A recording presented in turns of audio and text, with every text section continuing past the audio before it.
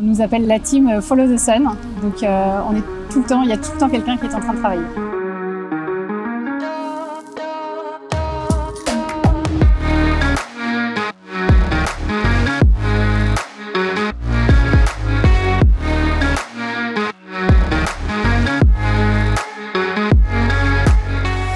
Bonjour et bienvenue à ce nouvel épisode de Singapour Bonanza, une série de Scale-Up Masterclass pour les CEO qui souhaitent faire grandir leur business en Asie-Pacifique. Je suis Julien Condamine, directeur général de Co-Creation Lab, qui aide les entreprises grandes et moins grandes à réinventer le futur de leurs opérations en utilisant leurs propres talents. Je suis aussi l'un des membres hyper actifs de la French Tech Singapour, l'un des hubs d'affaires les plus dynamiques en Asie. Aujourd'hui, on est à Duchat, l'un des quartiers hipster de plus en plus en vogue à Singapour. Nous allons y rencontrer Hélène Martin, responsable du programme APAC chez OVH Cloud, le champion du cloud made in France, dont les bureaux sont d'ailleurs à 2 pas. Hélène était là à l'inception du projet d'expansion depuis la France, qu'elle a d'ailleurs suivi jusqu'ici à Singapour. C'est exactement de ça dont on va parler aujourd'hui. Comment identifier le potentiel de l'Asie pour votre startup? Comment se lancer depuis la France et à quel moment faire le grand saut pour s'installer sur place?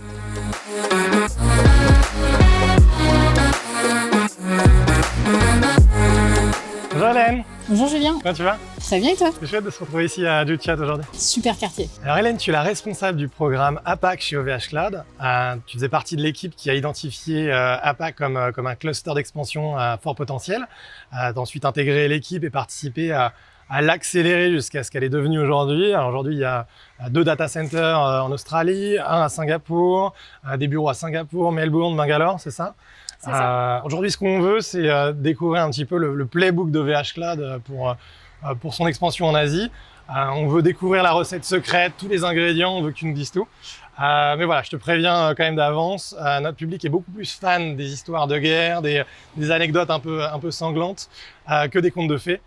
Donc voilà, mais comme je vois que tu as réussi à survivre cette bataille, ce qu'on aimerait, c'est aider les prochains à la traverser. Donc pourquoi on commence pas tout simplement par nous dire voilà, comment tout a commencé, à quel moment un beau jour on se dit ça y est, c'est l'Asie? Alors, très bonne question. OVH Cloud, c'est une histoire qui a démarré en 1999. Et la première vocation d'aller en Asie, la première vision, c'est celle d'Octave en 2017, parce que il y avait ce besoin d'être présent un peu partout sur la carte et également de pouvoir proposer des services basés en Asie pour nos clients historiques européens, basés aux États-Unis, ou même des clients qui consommaient des services depuis l'Asie.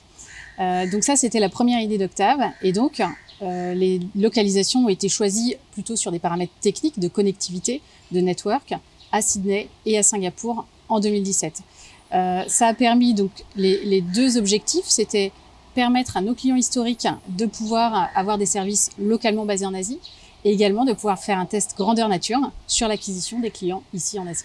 Donc tu nous dis que vous avez des clients qui sont ici, on s'aperçoit qu'effectivement il faut couvrir la zone globalement. Est-ce qu'il y a un indicateur en particulier? Quel est le tipping point? À quel moment on se dit voilà, c'est le moment où il faut commencer à accélérer les opérations? En 2017, on a créé ces 2 data centers et puis au bout d'1 an, on s'est rendu compte que les choses fonctionnaient plutôt bien pour de l'acquisition et donc on a fait une nouvelle phase d'accélération de mi-2018 à mi-2019 et c'est à ce moment-là qu'on a décidé de mettre en place le programme APAC qui est lui-même un programme d'accélération du développement sur la zone Asie-Pacifique. L'indicateur, c'est à partir du moment où on a réussi à constituer une base de clients ici suffisamment importante et où en interne on est en capacité de se développer parce que ça nécessite des ressources. Donc on a les ressources nécessaires en interne pour se développer. Aujourd'hui, on n'a pas de sujet de marché. Est-ce que le marché est suffisamment grand? Est-ce que le marché est suffisamment dynamique? On est sur le marché du cloud qui est clairement en hyper croissance. Donc on a la chance d'être sur ce marché-là et c'est vraiment plutôt des critères internes qui nous ont poussés à nous développer ici. Ok, donc pas de question sur le marché. On sait que le marché de toute façon est global. C'est plutôt à quelle vitesse on est capable de conquérir ce marché global. Exactement. Donc à ce moment-là, qu'est-ce qui se passe? C'est quoi les premières actions? Quelles sont les informations que vous avez besoin de comprendre? Par où? C'est quoi le point zéro? Par où commencer? Alors, les points importants, c'était la validation du test avec les clients locaux et le fait de monter un business plan. Et de faire valider ce business plan, bien sûr, par le COMEX. Et une fois qu'on avait ça, on était prêt à démarrer. Et donc, dans ce business plan, on avait 2 aspects qui étaient le développement des capacités en data center et l'ouverture d'un bureau à Singapour avec des équipes locales dédiées à la croissance du marché local. Une fois qu'on a eu la validation du business plan, il a fallu trouver des bureaux définir l'organisation qu'on voulait mettre en place, définir quelles étaient les positions qu'on avait envie d'ouvrir ici en local à Singapour, et ensuite trouver les équipes. Et avec le recul, maintenant que tu l'as déjà fait une première fois, est-ce que vous le feriez différemment? Est-ce qu'il y a des étapes que vous auriez gérées d'une manière un peu différente? Globalement, je pense qu'on a fait à peu près ce qu'on voulait faire et on n'a pas eu trop de mauvaises surprises. Après, évidemment, on peut toujours mieux faire et je pense que surtout, on aurait aimé que ça aille plus vite. D'accord. Il y a le Covid qui est passé entre deux, donc forcément, ça a ralenti un petit peu. Mais voilà, on a cette impatience et cette fougue qui fait qu'on a toujours envie d'aller vite. Est-ce qu'il y a un conseil en particulier que tu donnerais à Hélène au premier jour de ce programme, maintenant que tu sais tout ce que tu sais? Le conseil, c'est sois patiente, persévère. Okay. On va y arriver, mais il faut accepter que parfois les choses sont un peu plus longues que prévu. Et donc de là, comment ça se passe? Est-ce que vous avez fait une due diligence de marché, une étude approfondie? Est-ce que vous avez fait une analyse compétitive? Alors non, on n'est pas passé par ces étapes-là parce qu'en fait, comme je disais, on a commencé par ouvrir les data centres pour permettre à nos clients européens d'avoir des services ici basés localement. Et ça nous a permis de faire un test grandeur nature avec les clients de la zone. Et donc on a vu que ça fonctionnait et on s'est dit que c'était la meilleure preuve qu'il y avait un marché ici pour nos produits. Donc de là, vous savez que vous y allez. Quel est le process pour avancer? Comment vous avez procédé à partir de là? Alors en fait, OVH Cloud a vraiment l'ADN de la start-up. On a l'habitude de faire beaucoup de choses nous-mêmes. Par exemple, on fabrique nos serveurs nous-mêmes dans nos propres usines. On n'achète pas des serveurs comme ça, on les fabrique nous-mêmes. Donc on a pour habitude d'intégrer beaucoup d'activités dans l'entreprise. Et pour nous, l'idée, c'était effectivement d'arriver, pas forcément de faire appel à un cabinet externe qui fasse toutes les démarches pour nous. Donc on a intégré beaucoup de choses, notamment la recherche immobilière, les ressources humaines, etc.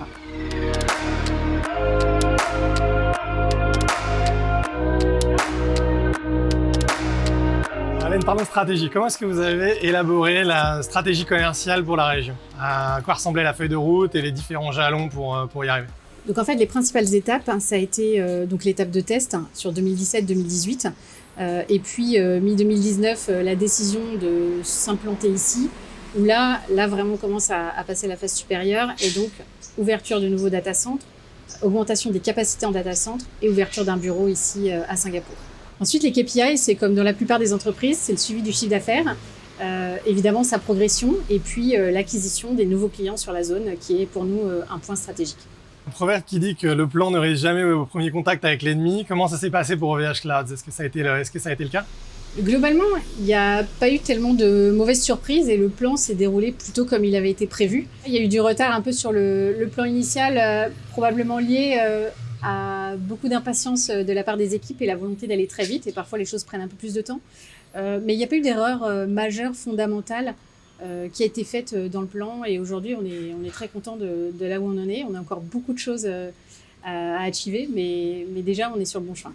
Pour beaucoup d'entrepreneurs avec qui je parle, avec qui je discute, l'Asie c'est une région alien. Ils ont l'impression que c'est tout complètement différent, que rien n'est comme ils imaginent. Est-ce que tu peux nous dire un petit peu quelle a été la perception et dans un sens qu'on demande?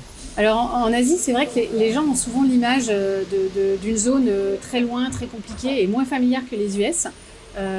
Néanmoins, le business se fait quand même relativement bien, les choses sont claires. Et à Singapour, c'est assez facile de s'implanter. Alors après, il y a toujours la différence culturelle, le décalage horaire qui joue, la barrière de la langue parfois. Mais globalement, les choses ont été assez fluides pour OVH Cloud.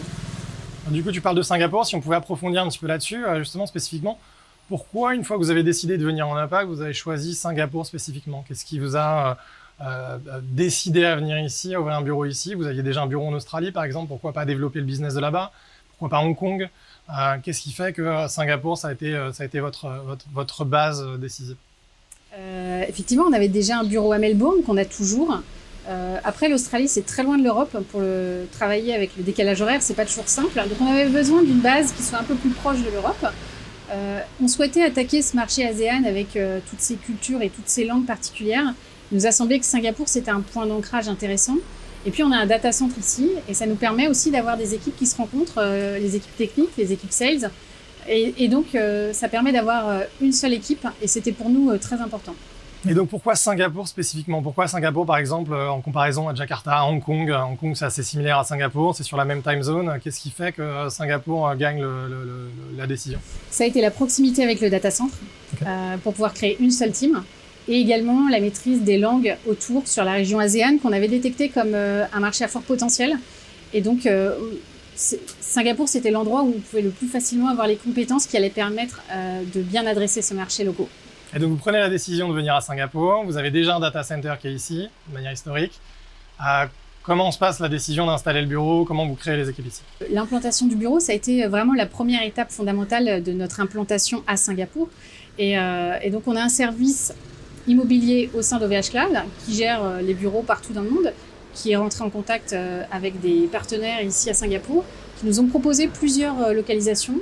Alors, on a choisi Paya Lebar parce que c'est un endroit qui est dynamique, accessible en transport en commun, c'était pratique pour les équipes, qui est aussi situé entre le CBD et l'aéroport. Donc ça, c'était dans un monde pré-Covid où on prévoyait de recevoir du monde et de pouvoir faire voyager les équipes. Mais globalement, on a une super localisation, on a des bureaux hyper agréables et je crois que les équipes apprécient beaucoup. Une des raisons pour laquelle je voulais absolument en parler aussi, c'est parce qu'avant d'installer ce bureau ici, de développer les équipes ici, je crois savoir que l'équipe a géré le marché ASEAN depuis la France pendant un moment. Donc comment ça s'est passé cette période-là avant d'ouvrir le bureau et pour développer le marché avant de venir s'installer et de poser ses valises à Singapour? Entre 2017 et 2019, l'activité sur la zone Asie était gérée exclusivement depuis l'Australie, sur la partie website et également les sales. L'idée en arrivant à Singapour, c'était justement d'être au plus près du marché pour pouvoir l'adresser de manière plus spécifique. Ok, donc de 2017 à 2019, vous gérez ça entre l'Australie et la France, puis vient le moment de la révélation, un rayon de soleil touche tes cheveux, et là vous vous dites, voilà, c'est le moment, il faut maintenant qu'on s'installe à Singapour. Encore une fois, quel est le tipping point à ce moment-là? Qu'est-ce qui fait que c'est le moment de basculer et de venir vous installer ici et toi, du coup, de venir ici, j'imagine, à ce moment-là? En 2019, le business plan a été validé, assorti de la création d'un bureau à Singapour. Et c'est à ce moment-là, une fois que les tests avaient été validés sur l'acquisition des premiers clients en local, qu'on s'est dit qu'il y a vraiment quelque chose à faire. Par contre, il faut adresser le marché de manière spécifique avec des équipes basées ici à Singapour. Et donc, c'est ça qui nous a amené à poser nos valises ici. Après, bien sûr, il fallait quelqu'un aussi de VH Cloud, du siège pour porter l'ADN et puis s'assurer que tout fonctionne bien. Et c'est mon rôle aujourd'hui dans la coordination des opérations à Singapour. Ok, et donc à quoi ressemble la première équipe qui vient s'installer ici? Est-ce que c'est toi qui viens ouvrir le bureau avec ta clé ou est-ce qu'il y a d'autres personnes qui sont là avant toi? C'est quoi la task force? Il y a d'autres personnes qui sont là avant moi. La première personne qui est arrivée, c'est Jennifer, qui est Sales, qui est arrivée en septembre 2019. Et en fait, à l'époque, on n'avait pas encore les bureaux parce que la recherche de bureaux et ensuite l'aménagement aux couleurs OVH Cloud, ça prend un petit peu de temps. Donc, elle est arrivée en septembre 2019. Elle a ensuite été rejointe par Leroy, qui est coordinateur supply, Jalik, qui est responsable com, et puis ensuite d'autres équipes, Digit Sales, etc. Et Sales physique, bien sûr, qui sont arrivées fin 2019, début 2020. Et le bureau devait être prêt normalement au premier semestre 2020. Et ça a pris un peu plus de temps avec le Covid. Et on a ouvert officiellement début octobre. Je vais revenir sur une question qu'on se pose beaucoup également quand on installe ces équipes ici. Comment s'est passé le processus de recrutement? Est-ce que vous avez vous-même recruté toutes les personnes? Est-ce que vous êtes passé par un cabinet externe? Est-ce que vous avez eu des agents locaux pour commencer? Au VH Cloud, on est très dans l'esprit startup et on aime faire les choses par nous-mêmes. Donc, le premier réflexe a été de dire essayons par nous-mêmes, on verra ce que ça va donner. On a diffusé des annonces, les gens ont candidaté, les entretiens se sont organisés avec les RH en France, avec les équipes parfois en Australie ou en France. Et en fait, tout s'est bien passé. Donc c'est vrai que jusqu'à présent, on n'a pas eu besoin de faire appel à des cabinets externes, en tout cas pour la partie ressources humaines.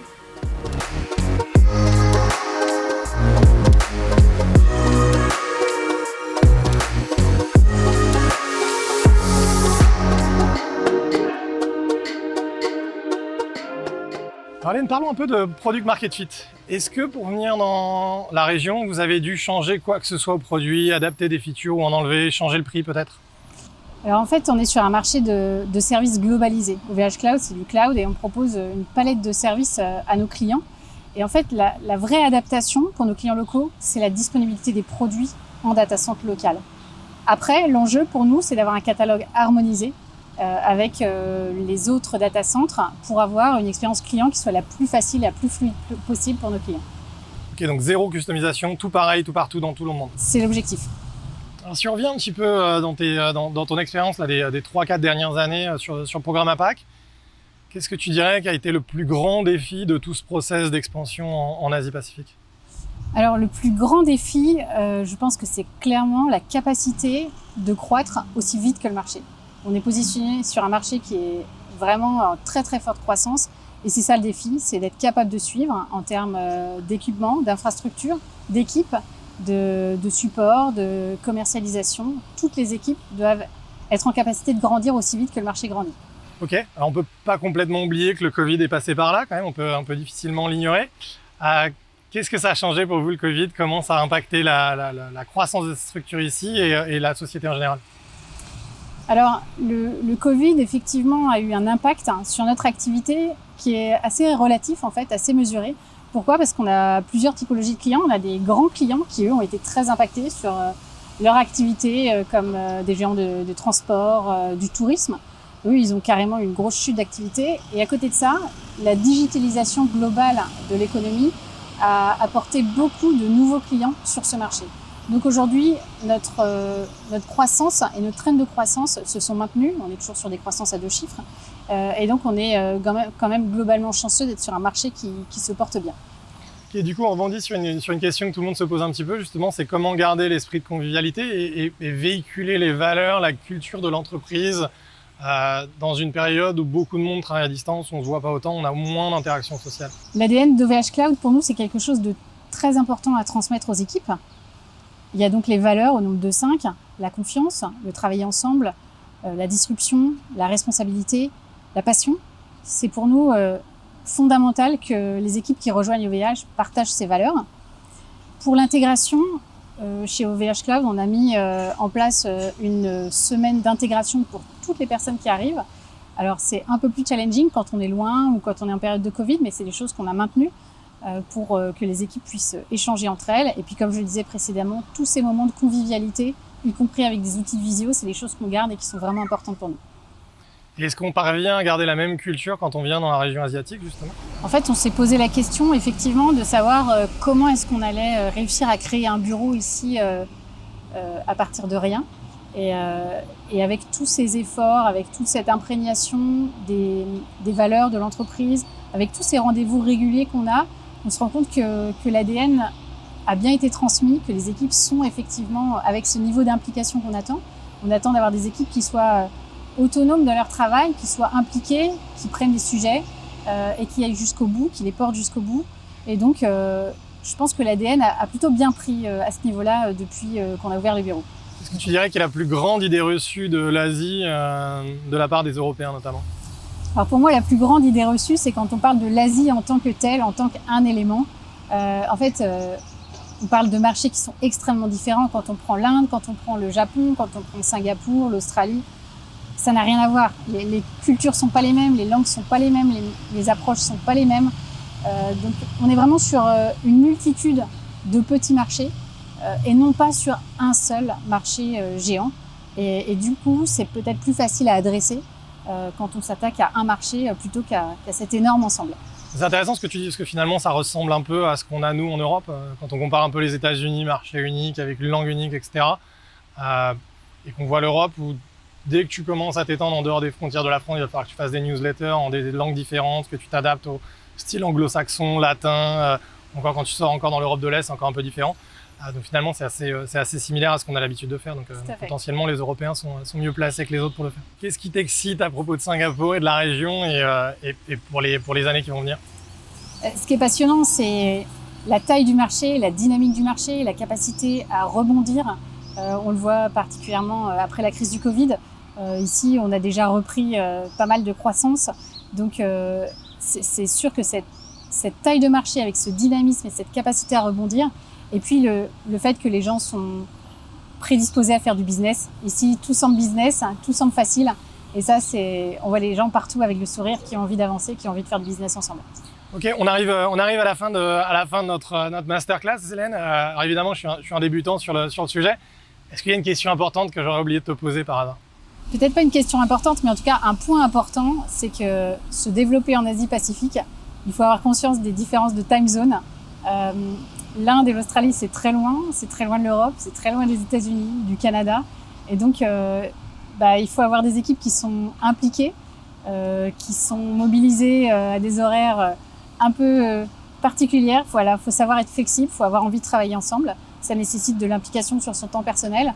Après, c'est d'une richesse incroyable. Et voilà, nous, on nous appelle la team Follow the Sun.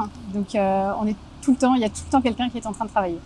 On va rester sur cette note de Follow the Sun et on espère que OVH Cloud va continuer à suivre le soleil et à continuer de grandir. En tout cas, on est ravis de vous avoir aujourd'hui. Donc, merci beaucoup pour cette masterclass et on espère que ça aidera les prochains CEO à venir développer leur business ici. Merci Hélène. Merci à toi Julien. Merci d'avoir assisté à cette masterclass avec Hélène de OVH. On espère que ça vous a plu et voilà ce qu'on en retient. Le moment de vérité. Le moment où il faut y aller, c'est le moment où le potentiel du marché rencontre les ressources nécessaires en interne pour transformer l'opportunité en business. Mais en réalité, le marché asiatique, et sud-est asiatique en particulier, est en retard de quelques années sur l'Europe, les US et la Chine. Il est en pleine croissance sur tous les fronts, et il a une fin incroyable. Donc c'est vraiment une décision stratégique associée à la disponibilité des ressources en interne qui permettront de réaliser ces ambitions. Donc le bon moment, en résumé, c'est quand vous pouvez vous permettre de le faire. Comment se lancer ? Sans se poser trop de questions finalement, et en cherchant des clients. Pour les boîtes qui ont une offre globale, il suffit de regarder les datas et voir la demande régionale latente. Mais sinon, ça là peut être aussi au travers de partenaires locaux ou de la prospection à distance. Si le test est concluant, alors c'est le moment d'investir sérieusement pour se donner les moyens. Le reste, c'est de la logistique. Des bureaux, des équipes adaptées aux besoins et des infrastructures qui vous permettront de délivrer. Different, but same. Quand on vient d'Europe, on a cette idée d'une Asie mystique. Mais Singapour, souvent surnommée l'Asie pour les nuls, offre une base stable et designée pour simplifier le business. On y parle anglais, les infrastructures sont ultra modernes, et pour le reste, des équipes avec une connaissance locale du marché vous aideront à closer le gap. L'Asie, c'est grand et fragmenté. Ouais, mais grand c'est mieux quand on parle de croissance. Et si ça peut faire peur d'attaquer un marché fragmenté, c'est aussi un sérieux avantage. D'abord parce que ça permet d'attaquer chaque marché individuellement, et donc de fragmenter également les ressources nécessaires pour y arriver. Et deux, parce qu'en tant qu'Européens, on est beaucoup mieux préparé à gérer ce type de marché que les Américains ou les Chinois. Follow the sun! L'Asie, et le sud-est asiatique en particulier, c'est une région ultra riche et super dynamique. Si votre gros défi sera de réussir à maintenir une croissance qui suit celle du marché, vous participerez à un moment historique de la région, et qui pourrait bien également être un choix historique pour votre entreprise. Alors, on se lance quand ? Voilà, c'est tout pour aujourd'hui. On espère vous voir très vite à Singapour pour justement lancer la prochaine étape de votre croissance. D'ici là, likez, partagez avec vos potes entrepreneurs et abonnez-vous à la chaîne. Allez, ciao!